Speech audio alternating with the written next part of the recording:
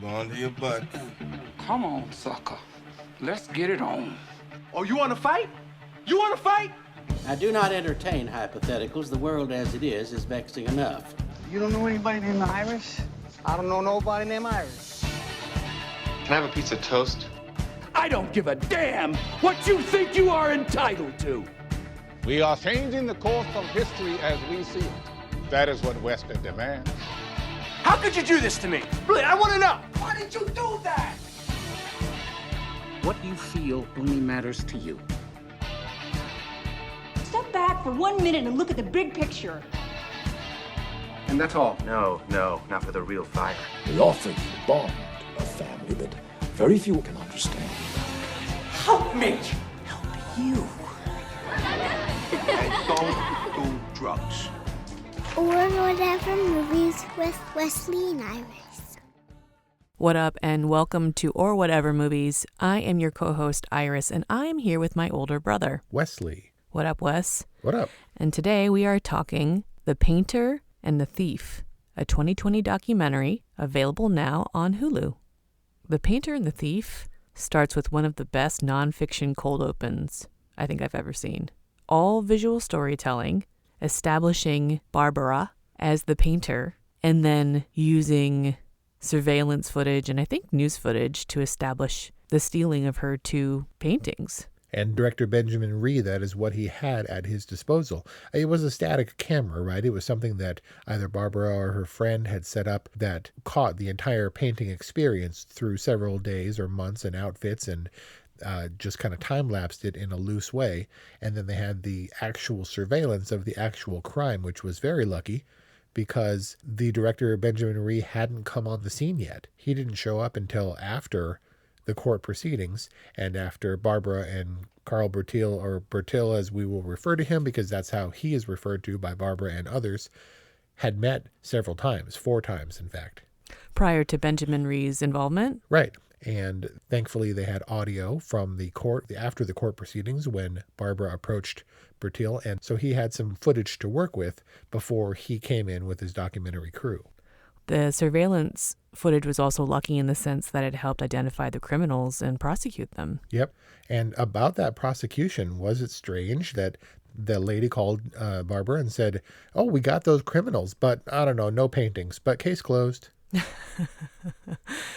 Yeah, maybe it wasn't quite sympathetic to what might be of most interest to Barbara, but good for storytelling. So we priced the paintings, and I don't know how those paintings were valued or assessed. She wasn't exactly the highest profile artist in Norway, but any other goods, they would attempt to recover them. They would, in fact, hold some people, right, until they gave up information or they ascertained what happened to this stolen property. It's not like you stole that car and we caught you and we don't know where that car is, but good luck in life. How would they let Bertil and the other guy go without ever having recovered the property that they stole? It came from an art gallery and the art gallery is insured, but the painter lost her property. It was on loan for the exhibit, and she had to approach him and be like, "Hey, can I talk to you? Can we hang out and have coffee and maybe I can sketch you or paint you sometime?" And he was like, "All right." You can repay me in free modeling work? Right, which was a concession on his part and on her part, but still he was free and, doing whatever Norwegians do in terms of there's no restitution. It was about... There are other ways to settle damages. I mean, maybe she received some kind of settlement, but also, who knows, maybe the law works differently in Norway. Yeah. I feel like a lot of things work differently in Norway that at times confounded my understanding of this movie, specifically Barbara's method of painting. The swan song painting, who paints from the center radiating outwards in complete detail like that? Don't you? We saw her later sketch out some of her pieces before she committed to oil on canvas. It's like, I'm going to paint this bird, and then I'm going to build out from there as I go. It's like Mozart. Never, like the painting is finished in her head, and she just goes for it and never makes a mistake. I mean, I guess you can cover over it, but... Yeah, I was going to say oil is like a pretty forgiving, yielding medium, right? Like you can paint over it. I mean, case in point, she literally paints out Bertil's girlfriend. Yes, in a bizarre 11th hour reveal. But yeah, I've never held a paintbrush in that way. So yeah. But it's true that she, not only does she kind of conceive of the entirety of her art in her mind, but it almost seemed to me like she had an idea of what her relationship with Karl Bertil could look like as well. She had no possible way of knowing who this person was. He admitted that he was totally gacked out, so much so that he couldn't remember what he did with the painting. In fact, I don't think the other painting, the two girls, was ever recovered. At least that was never established, and everything I could find didn't clarify that.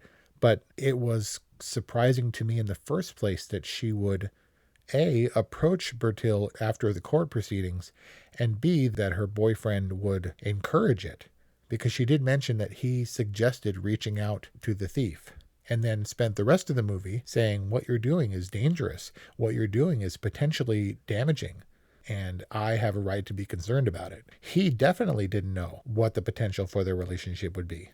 Absolutely. Oystein did warn right at the top, don't push him too much.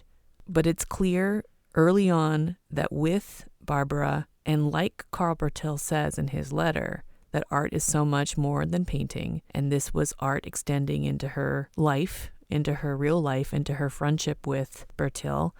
So when their first meeting, when she's sketching him, when he's sitting on the couch and she lets him know that he's been sentenced to being her free model, she's like, what happened? And he's like, how can you understand a junkie? And I think that there are so many central questions to this film, and I think that is one of them. It is admittedly a very dangerous pursuit. She said she didn't understand exactly why she had to, but admitted to her boyfriend that it was likely some form of love at first sight, and that came to be more realized by the end of the film. But I don't feel like she had any clue, and maybe that would be why she didn't have any reservations, as her boyfriend did. But I felt like it was pretty seat-of-your-pants, artistic whimsy, irresponsible.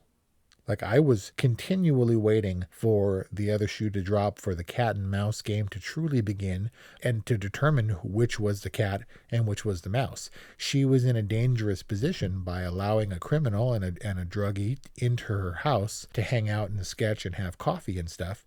But then I began to wonder if she was angling and positioning herself because she had an agenda that in his drugged out state he couldn't possibly perceive the scope of. You know, I was like, is she playing the long game? Is she conning him?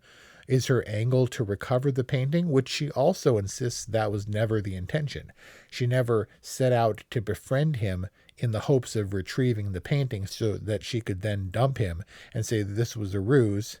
Now that I got my stuff back, you can piss off. Her extending the olive branch of friendship in the courtroom was an extension of her art itself. She saw eye to eye with Bertil as an artist, and every encounter, it seemed, confirmed that they met eye to eye, that they had some similar intrinsic artist sensibility. It seemed her art really extended to almost every area of her life, although maybe not as much into her relationship with her boyfriend, which was kind of the source of the tension between the two of them. The tension that mounts as she gets closer to and spends more time with Karl Bertil. I mean, for me, he was the voice. He was my own misgivings being voiced to her. And thus I feel like the boyfriend represented some of the audience's viewpoint, although I'm not sure. I think so. He's reasonable. He's practical. I agree. She throws a little bit of caution to the wind. It's a dangerous pursuit to befriend a junkie that you don't know anything about. You know, a friendship that is based on a crime that affects both of them mutually. And there's some drama there, and there's some conflict there between her and her boyfriend. Really, this documentary captures lightning in a bottle in terms of human connections, because this one is a beautiful one, but it could have gone very badly. When she goes to his apartment, it was not what I expected at all, where he has original prints or where he has original artworks in his home, and the first pair of shoes that he ever wore, and decoration. And she said, I love when people have art on their walls, where their walls aren't bare and things are in frame. And he has more things in frame on his wall than I've ever had on all my walls combined. So I did not expect him to be as artistically deep or creatively deep or receptive as he was. I'm not sure she ever had.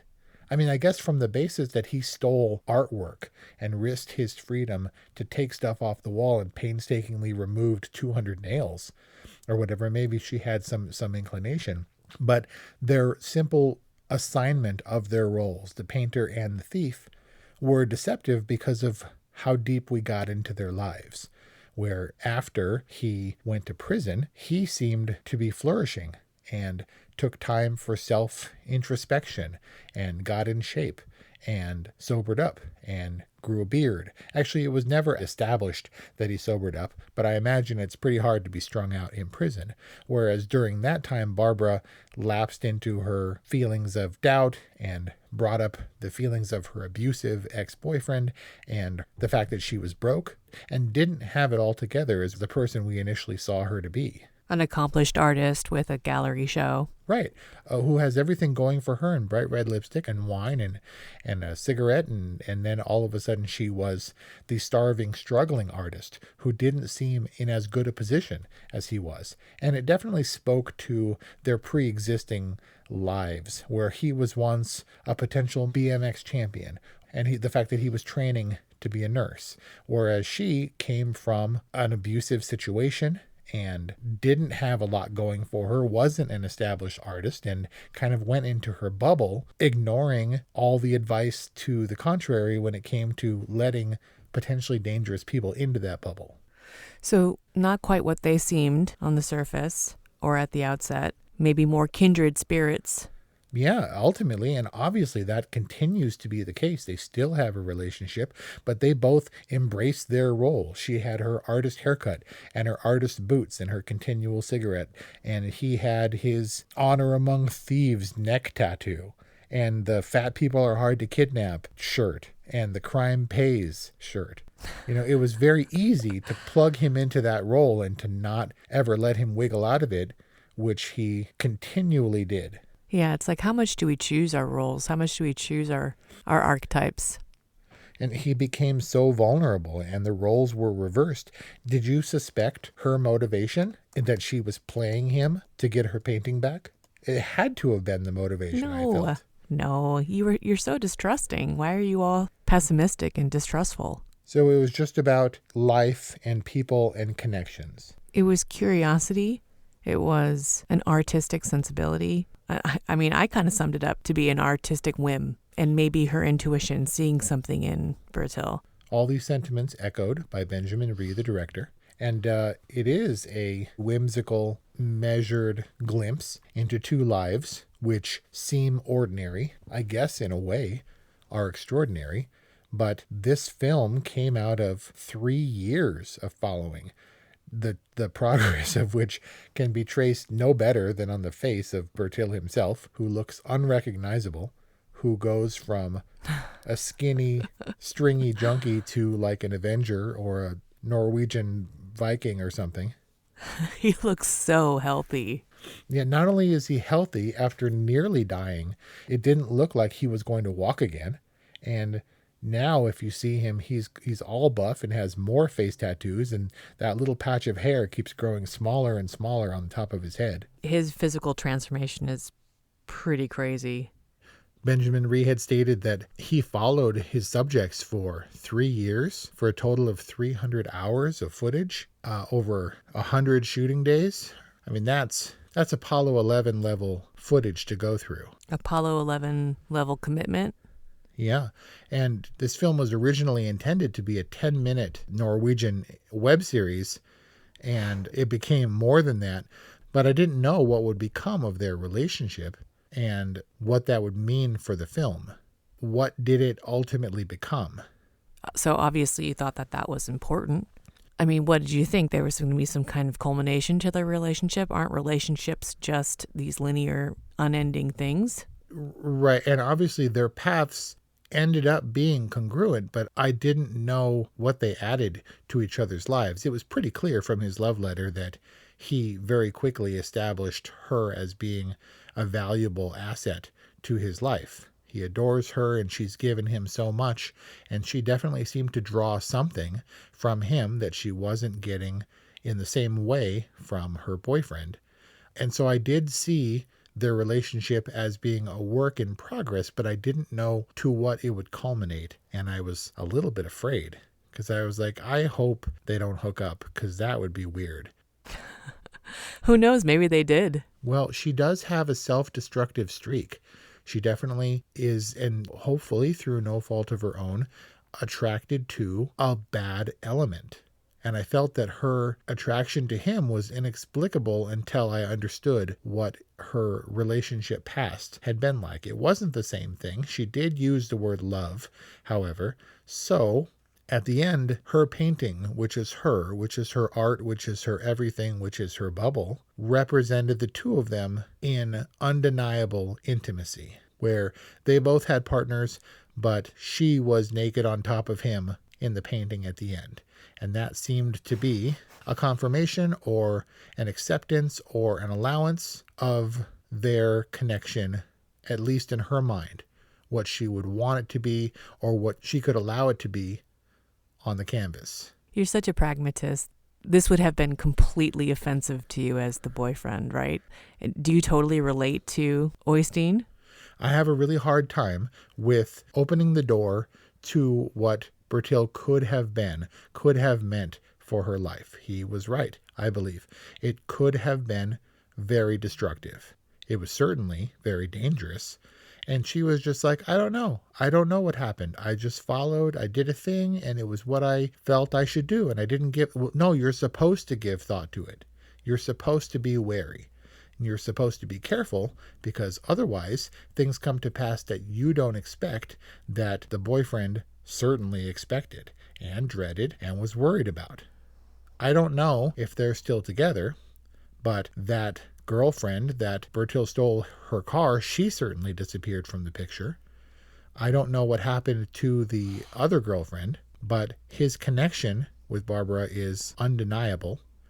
I think that some of the most important redemptions involve risk. Like in Les Mis, where the priest invites Jean Valjean to stay, and he gets clobbered over the eye with a candelabra or whatever.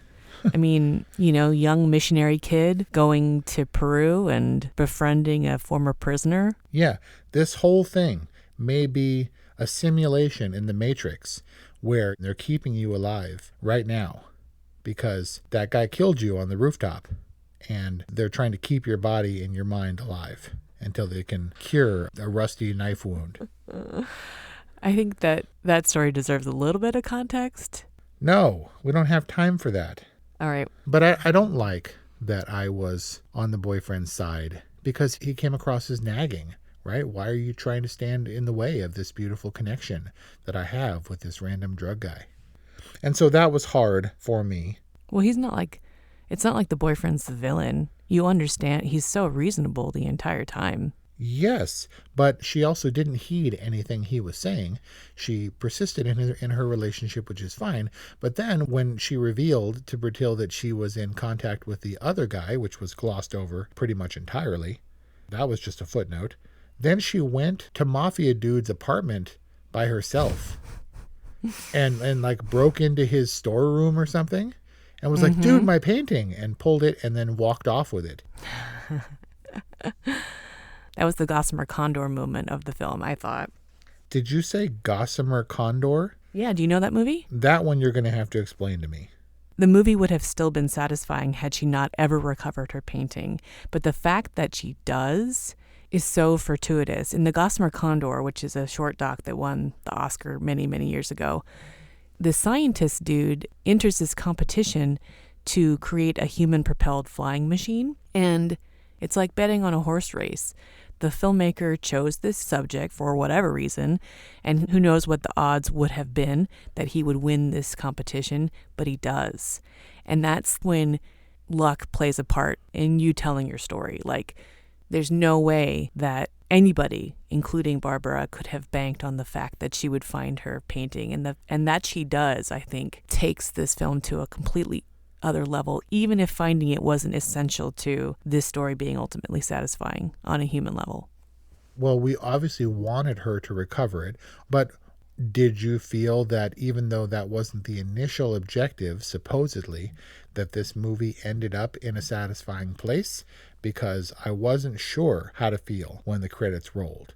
It seemed like we didn't get an establishment of Bertil's progress other than the fact that he had passed this exam and was doing okay, but Barbara never achieved acclaim. She is going to be more notorious for this movie than for her artwork, like Marla Olmsted was in My Kid Could Paint That. But she seems to remain the struggling artist, who I will concede is very talented, and Carl Bertil will get his notoriety for having appeared in this movie. And beyond that, I'm not really sure, because this movie isn't about her art. It isn't about the recovery of her art. It's about their relationship as evidenced in her final painting.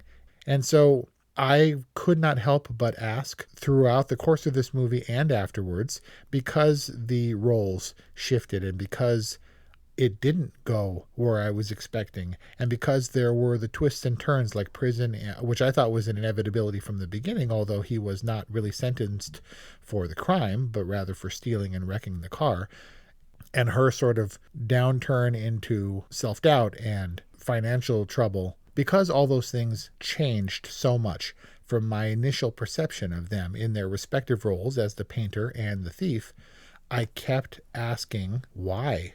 The dreaded why that we've discussed before. What was the director Benjamin Ree hoping to achieve? Because he admitted that he didn't know where it was going to go.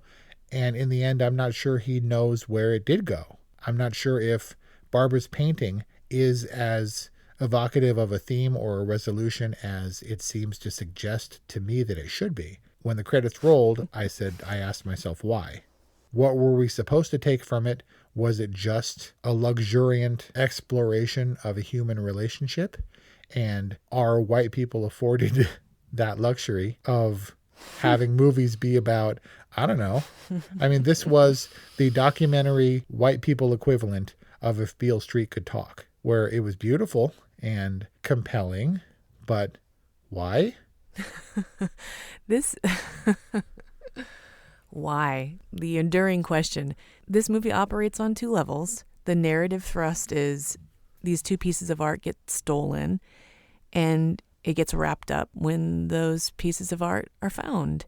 And then the other level is the human connection level, which is firmly established and culminated in the painting.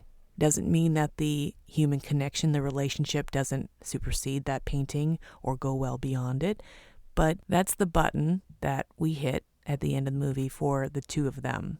And it felt satisfying. I mean, how do you sum up art, which is ultimately what the theme, the why of this movie might be?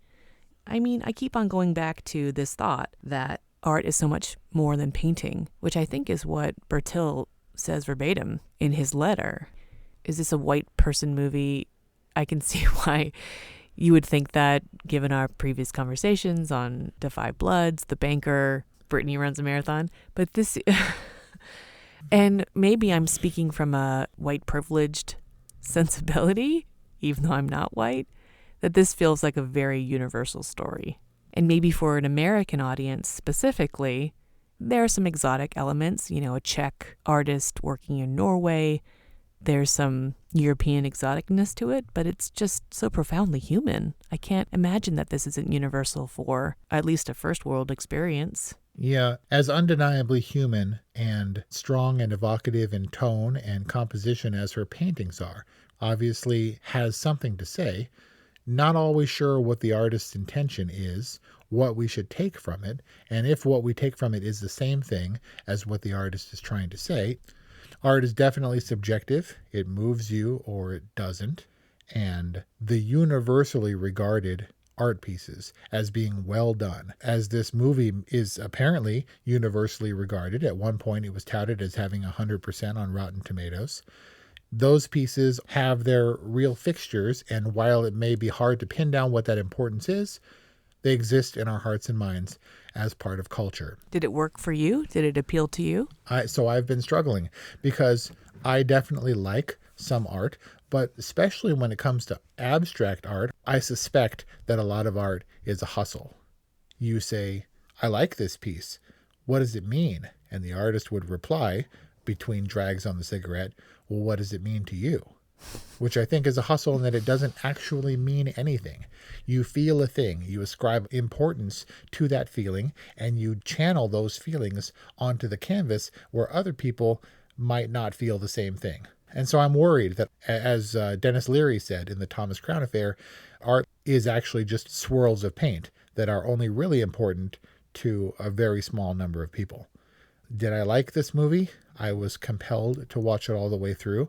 I'm not sure if I liked it. I'm on the fence because I disapproved of the artistic whimsy and license that would allow her to approach someone who's bad news. You can't just decide that your life is more beautiful than it is safe and go down a road that's untested because it's romantic. It's very romantic. So if you tried to remove yourself from your judgment of her behavior, how would that change what you think of it? Good movies take us to a place that we wouldn't ordinarily have gone. They show us new things. I would not have gone where she did to explore this relationship, especially to this level. But in doing so, she did uncover something that was unexpected for me, that was revelatory, and that she was not who she was established to be at the beginning, and certainly nor was he. I'm not sure how long these roles will last or how they will serve these two people moving forward, but it was an unexpected uncovering of a real relationship of some substance. And therefore, the movie was all right. I struggled with a degree of wariness that I attribute to documentaries that are unclear in their thrust. It's an all right with the disclaimer, girls and boys, don't talk to strangers, especially if they're criminals. Right, especially if they're established as criminals. If that is the reason they've been introduced to your life. That's the part that you take umbrage with. They have to be established criminals. Right, but also he criminaled against her specifically. He was her criminal. She was his victim. And they were like, now let's see where it goes. Tough for me. It's an all right movie. Did you cry when he cried? Not remotely. And granted, that was a very powerful scene. And I thought that was disarming because we didn't see that side of him yet. We hadn't glimpsed the person he was. And I would have been okay never to have glimpsed that person, at least for me personally. I'm glad the movie went there, but I was still suspicious and skeptical because I typed them. I put them in a box, and it was hard for me to open that box again. It was so hard to not read into what he was experiencing. It could have been so many things, but regardless, it was beautiful. And I thought it was a really good demonstration as well that Barbara's approach to their relationship was not unboundaried. It might have been irresponsible. It might have been dangerous. But when he pushed her away, she was like, no, you don't do that to me. Yeah, you do. They aren't buddies. So had they cried and hugged prior to that? Well, we don't know. I mean, in terms of narrative storytelling, I allowed that all of that detail in their budding relationship may have been omitted. I'm not really sure in the actual timeline of their relationship when that happened. Obviously, enough time had passed for her to have painted the thing, but it was good. She had enough self-respect to say that you can't treat me that way, especially in this context in my own home, after showing you something like this. The scene was definitely good, and it's what everybody asks him about when he appears on the Q&As reluctantly. But does that good apply not only to that scene, but to the entire movie for you? Is that your official rating? My official rating of The Painter and the Thief is good. It worked for me on multiple levels. It was very moving. And, maybe it's just obvious that I relate more to the painter and you relate to the thief. Ouch. I mean, to the boyfriend. Okay. So there you got it. An all right from Wes, a good from Iris. That's our talk on The Painter and the Thief, now available on Hulu. I'll be surprised if we don't see it early next year during award season. If that happens. If there are ever any award shows again. We'd love to know what you think if you've seen this beautiful little indie ditty. 818-835-0473 or whatevermovies@gmail.com. Thank you for listening, and we'll see you next time.